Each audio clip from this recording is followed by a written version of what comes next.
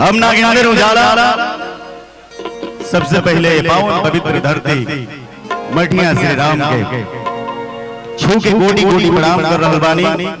और साथ ही साथ आज विकास भैया के जन्मोत्सव में उपस्थित भइल तमाम भोजपुरिया श्रोता समाज, काका पितिया माई बहन भैया मित्र मंचा से तमाम आदरणीय कलाकार, परम प्रिय ये माटी के गोईसन लाल जौन भोजपुरी फिल्म इंडस्ट्री में एगो अलग इतिहास लिखल आदरणीय परम श्रद्धेय श्री हमार भैया,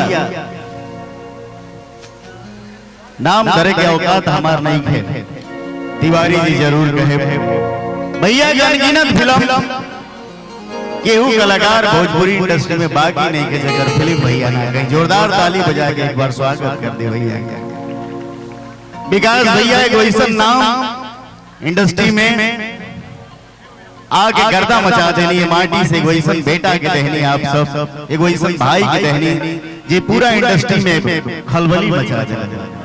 आदरणीय बड़े भैया विकास तिवारी जी के कोटिशा प्रणाम कर रहल बनी और आप सबके तमाम उपस्थित थे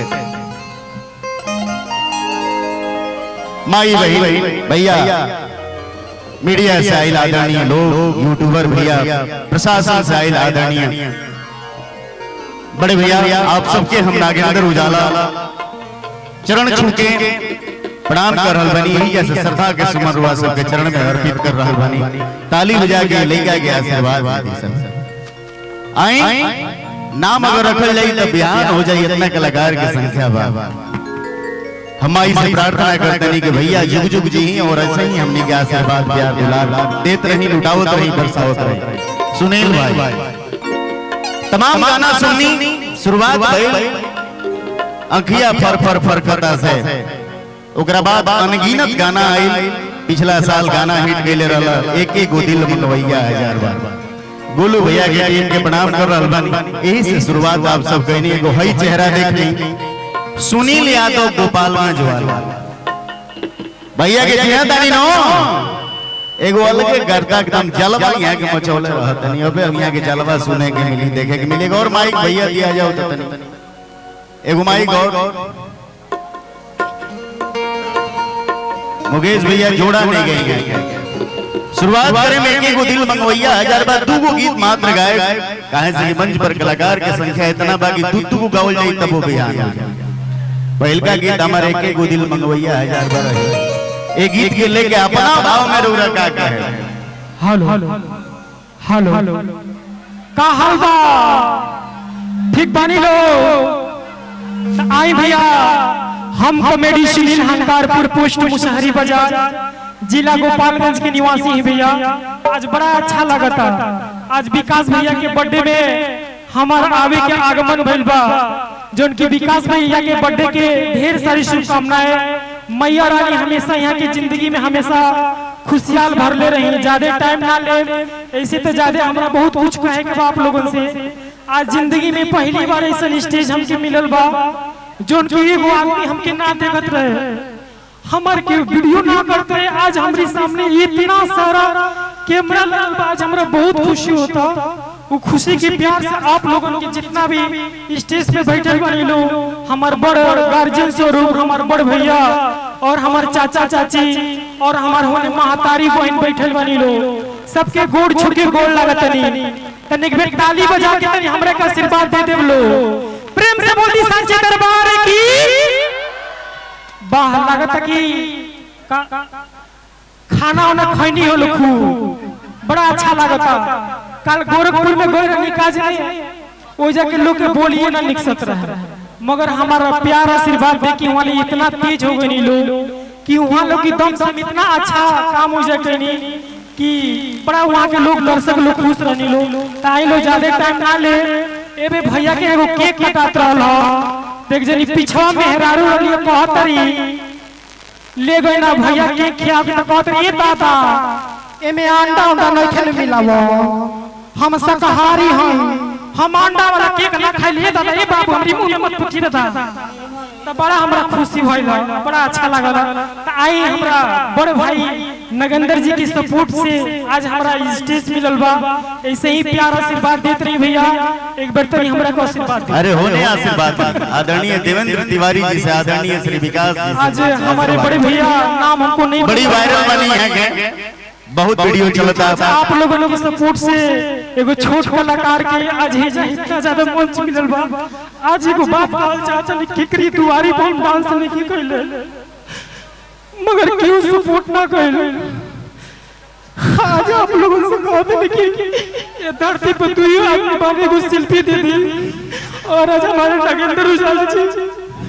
ऐसा नहीं भाई, सभी लोग चाहते हैं, हम लोग से ज्यादा ये लोग चाहते हैं जो आपको स्टार बना रहे हैं। सबसे ज्यादा ये लोग चाह रहे हैं कि आपका एक वीडियो पड़ता है तो 10 घंटे के अंदर मिलियन से ऊपर जो है व्यू जाता है। सब हमारे भाइयों का, हमारे मित्रों का, हमारे माताओं बहनों का आशीर्वाद है, सब आप सबका प्यार आशीर्वाद है। भैया ये वाइट कर दीजिएगा थोड़ा सा, भैया लाइट वाले भैया थोड़ा सा वाइट कर दीजिए। रोना नहीं है सुनील भाई, आप बहुत अच्छा कर रहे हैं, बहुत आगे जाएंगे, ऐसे नहीं रोते हैं। ये देवेंद्र बाबा हमारे कुछ कहेंगे। मैं आज मंच के साथ सामने कहता हूँ, मैं आपको बहुत जल्दी एक फिल्म में आपको कॉमेडियन के रोल में दूंगा। मेरी ये चैलेंज मैं करता हूँ, आपका काम मैं बहुत देखता हूँ, हर यूट्यूब में मैं देखता हूँ, और मैं वादा करता हूँ कि आपको बहुत जल्द मैं अपनी फिल्म में एक रोल दूंगा आपको। भैया के लिए थोड़ा जोर से ताली बजा दे लोग। आदरणीय श्री देवेंद्र तिवारी जी जो कह दिए वो एक लकीर है, और भैया का आशीर्वाद आपको मिला, बहुत बड़ी बात है। इस सर्जनी को एक बार छू करके प्रणाम कीजिए, इस मिट्टी को छूकर प्रणाम कीजिए। आई सीधे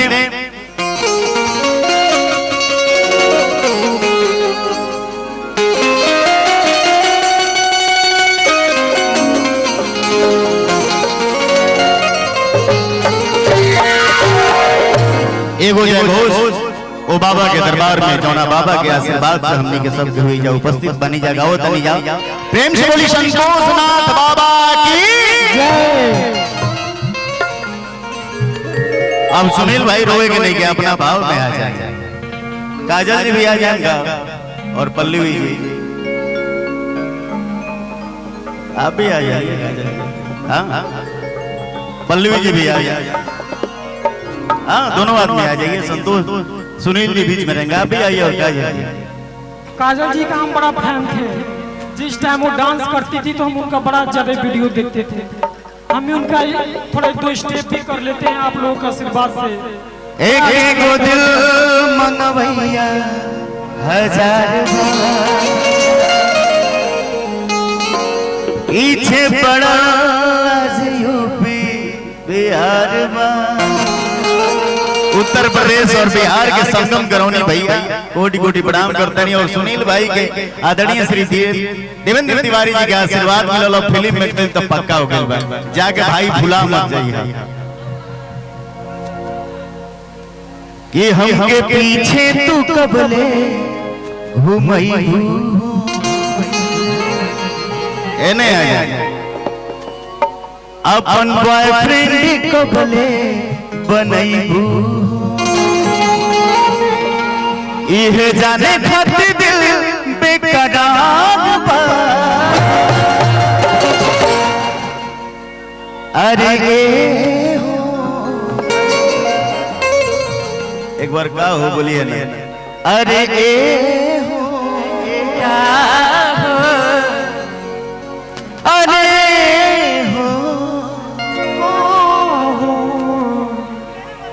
अच्छा आपके बदले काजल जी के बदले सुनील जी काजल जी के लिए कुछ कहिएगा एक लाइन। देखिए बड़े भैया का आशीर्वाद, एगो दुकानदारी भी बढ़िया बा। आदरणीय श्री हरेंद्र तिवारी जी दुकानदार साहब से हम आग्रह करब कि राहुल गरिमा में उपस्थिति मंच तो के श्री हरेंद्र तिवारी जी भैया के प्रणाम। इहे जाने खातिर दिल बेकरार बा, इनके लिए कुछ कहिएगा का?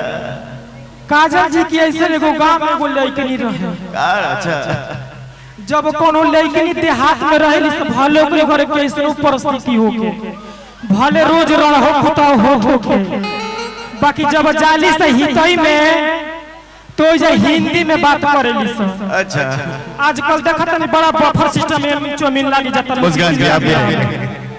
तो जा तारी से तो लड़का नहीं कहा तारी सा भैया थोड़ा चाउमीन है क्या भैया अरे थोड़ा सा लाइट वाइट दीजिए ना भैया।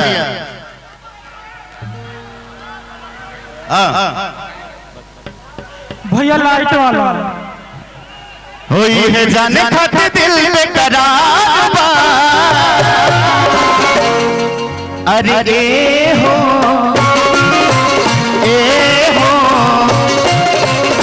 एक एक दिल मंगवैया हजार पीछे पड़ल पूरा यूपी बिहार बा। हमके पीछे तू कब ले घुमई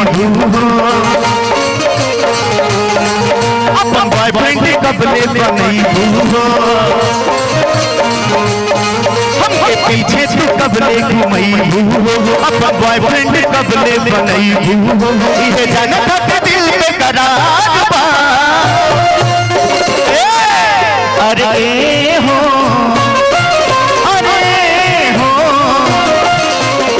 एक एक दिल मंगवैया हजार पीछे पड़ल पूरा यूपी